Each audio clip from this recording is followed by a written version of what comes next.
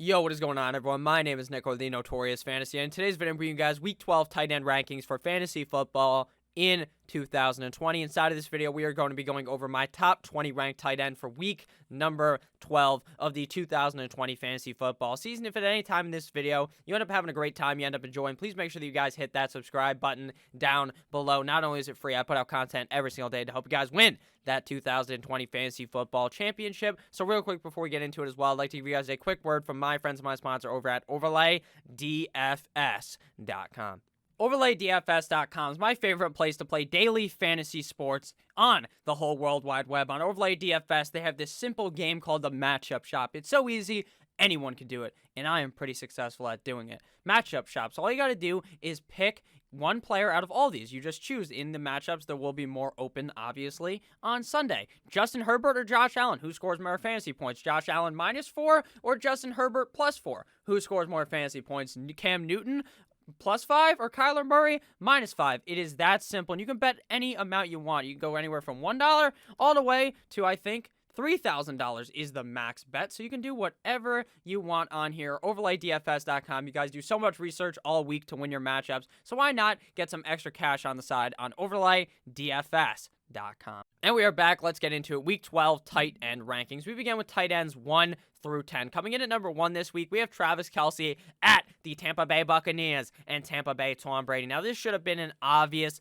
kind of pick, to be honest with you. With George Kittle out and probably going to be missing the whole season, Travis Kelce and Darren Waller heavily dominate the 1-2 spot in my rankings. Now, it was actually close this week when I was trying to determine who should be 1 and who should be 2. Travis Kelce up against the Tampa Bay Buccaneers. I feel as though the Bucs are going to wake up and actually play good and smell the roses in this matchup. I don't expect this one to be a complete and utter ass whooping where they can just run the ball a million times in the second half of the game. I think that the Tampa Bay Buccaneers will be able to keep it somewhat close, and I think that means Travis Kelce gets the ball a whole lot of times in this matchup. And number 2, Darren Waller up against the Atlanta Falcons. This is kind of why I had a tough time trying to figure this out, because Darren Waller is playing up against the Atlanta Falcons. The Atlanta Falcons suck fucking cock at defense, and Darren Waller is a big boy who is going to be able to easily maneuver his way through the Atlanta Falcons and get some big catches in this matchup, and especially with how Derek Carr and Darren Waller have been playing, the nice 1-2 connection, and how Darren Waller is really the wide receiver 1 on the team, even though he's the tight end. Darren Waller, I love this matchup. I love the player. This is going to be a great game out of Darren Waller. At number 3, we have Marky Andrews at the Pittsburgh Steelers. Now, I like him this week, but obviously he's going to be without his main man, Lamar Jackson. It is going to be Robert Griffin III at the helm for the Pittsburgh Steelers, up against the Pittsburgh Steelers. So what does that mean, to be honest with you?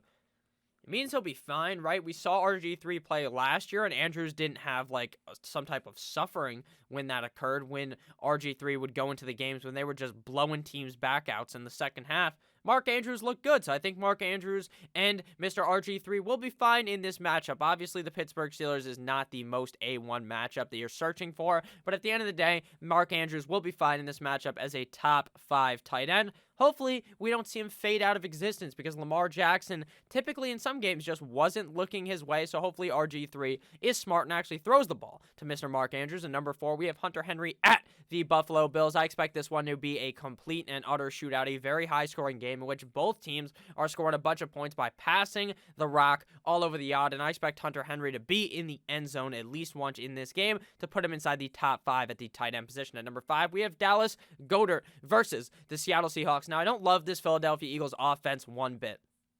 They don't seem like they understand that practice is important. It seems like they haven't practiced since they won the Super Bowl up against Tampa Bay Tom Brady. But at the end of the day, Dallas Goedert has still been eating like his name was Ezekiel Elliott on Thanksgiving, except for the fact that Zeke didn't do good on Thanksgiving. I'm more talking about the fact that he eats big at Thanksgiving dinner, because that game was unbelievably bad out of Ezekiel Elliott on Thursday. But I digress. Dallas Goedert is going to stick his cock down the Seattle Seahawks' throat 100%. I like Dallas Goedert as a top 5 tight end. At number 6, we have Rob Gronkowski, the Gronkonator, going up against the Kansas City Chiefs. And Rob Gronkowski has been relatively involved in this offense, much more so compared to the beginning of the season. At the beginning of the season, we were having debates on if Rob Gronkowski is cuttable on your roster, and to most people, I said, fuck it. Cut ties with Gronkowski, because all he was doing was being a blocking tight end. As of recently, not even really so recent. As of like the last 6 games of the season, this man has been really involved in the red zone production on this team, as well as when they're driving up the field. He didn't have a great game up against the L.A. Rams, but I expect a big bounce back here up against the Chiefs in a game that I think should be a high-scoring one, as long as Tampa Bay Tom Brady can get it up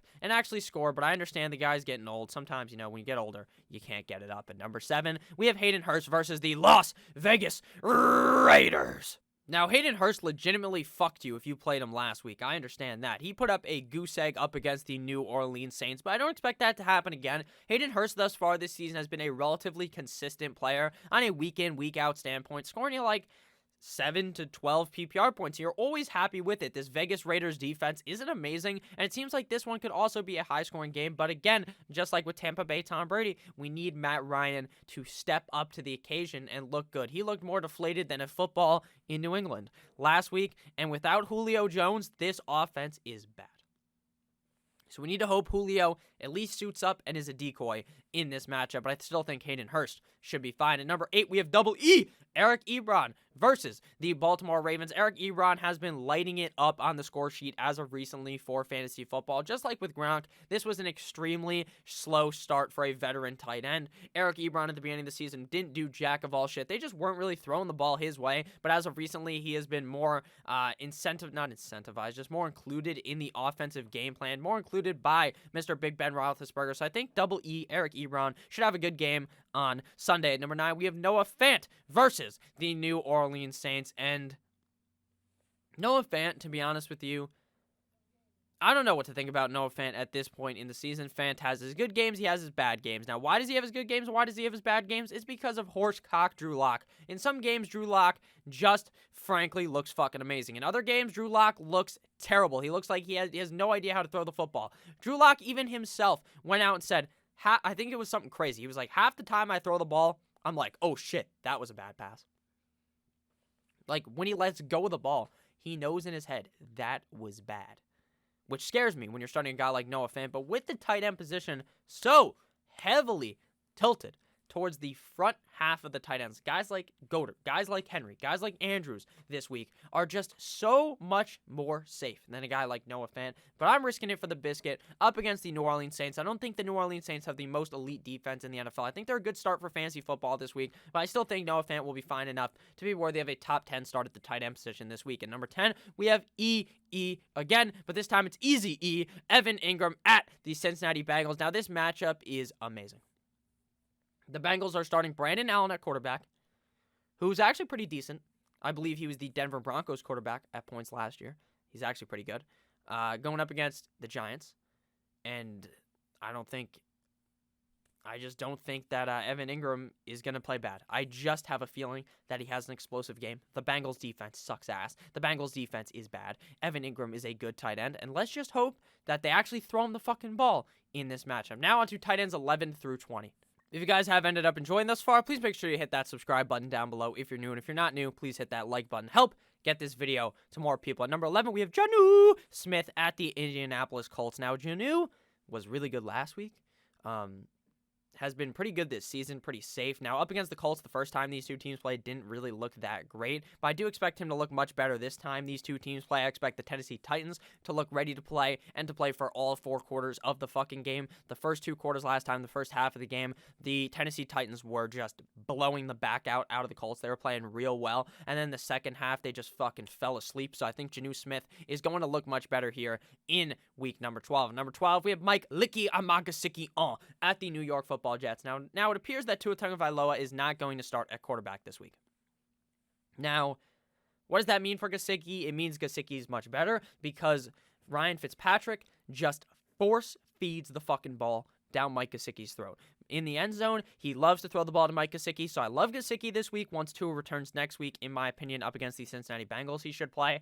Then you're not going to want to be starting Gesicki unless, of course, they sit Tua down again because it's a matchup that Ryan Fitzpatrick could easily win, in my opinion, up against the Bengals. And number 13, we have Austin Hooper at the Jacksonville Jaguars. Now, Hooper has been pretty solid thus far this season. Nothing too amazing, but nothing too bad to where you would want to sit him down. Now, the tight ends are, again, very tipsy-turvy. They're very top fucking heavy, where if you don't have one of those, like, top 10 guys, you're kind of just shooting, like, to hope. You're just rolling the fucking dice and hoping that it ends up landing on the double sixes. Now, actually this week up to around 14, I feel comfortable starting them. So Hooper up against the Jaguars is definitely a very good matchup. My only worry with this matchup is that they just jam the ball down the Jacksonville Jaguars defensive throat using Nick Chubb and Kareem Hunt, and then the receivers and the tight ends are just useless in this game. So Austin Hooper's a fine start, but I don't love him. At number 14, we have Jordan Reed at the Los Angeles Rams. It appears that this offense loves to use the tight end so much that even when Jimmy Garoppolo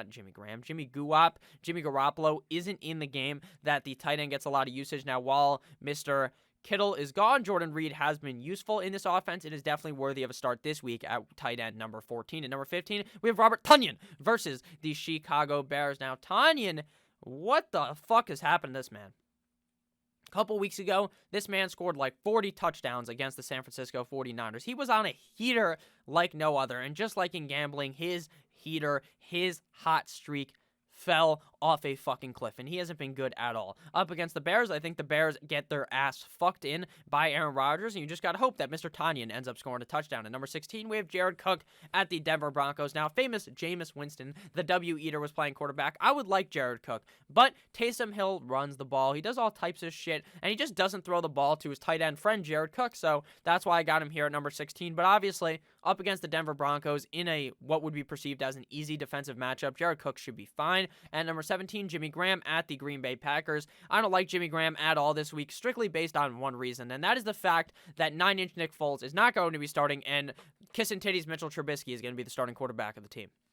Trubisky and Graham just don't have that connection like 9-inch Nick Foles and Jimmy Graham have, so there's definitely worse tight end starts than Jimmy Graham, but there's a way more better. I just don't like him this week really at all, to be honest with you. But again, the tight end position so dominated early on in the rankings that you just have to be taking shots at these guys from 17 through 20. At number 18, we have Tyler Higby, and at 19, we have Gerald Everett, both of the Los Angeles Rams versus the San Francisco 49ers. Now, when both of these motherfuckers are healthy, it is a complete and utter train wreck for fantasy football because you don't know which one to start. Higby last year, when Gerald Everett went down, was just unbelievably good. So good. This year, he fucking sucks because Gerald Everett is healthy. So with that said, I don't like either of these guys, but if one of them ends up scoring, you'll be pretty happy with them. But probably neither of them are going to end up scoring. And at number 20, we have, hey, boo-boo, Trey boo-boo, going up against the Tennessee Titans. Trey Burton and Phillip Rivers is just an unbelievable connection. It's like Phillip Rivers and having sex because this man has 50,000 kids, and Trey Burton is a tight end, and you just have to know that Rivers loves those tight ends because he has like 12 kids. The man is a sex addict, but who isn't? Am I right, fellas? No, I'm just kidding. Sex addiction, nothing to joke about. But a real joke is how often Trey Burton will get the ball, because I don't really know. It seems like on a weekly basis, one of the tight ends lights it up, and you never know which one it's going to be when all three of them are healthy. So with that said, Trey Burton is a top 20 tight end, but I don't love it. So thank you guys all so much for watching. If you didn't end up enjoying at any point inside this video, please make sure you guys hit that subscribe button down below.